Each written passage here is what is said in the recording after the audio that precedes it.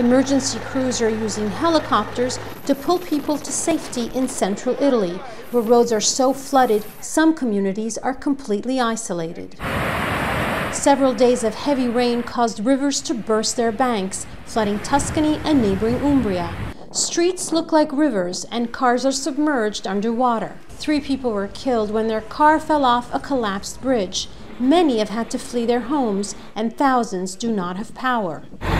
The governor of Tuscany has asked the army for help as people put sandbags in front of buildings and near overflowing rivers. This is the same weather system that hit Venice hard over the weekend, causing some of the worst flooding in history. The waters there are finally starting to recede. Officials say St. Mark's Square, where tourists had to wade through waist-high water on Sunday, is returning to normal. Now the concern is flooding in the south as floodwaters head towards Rome. Anna Matranga, CBS News, Milan.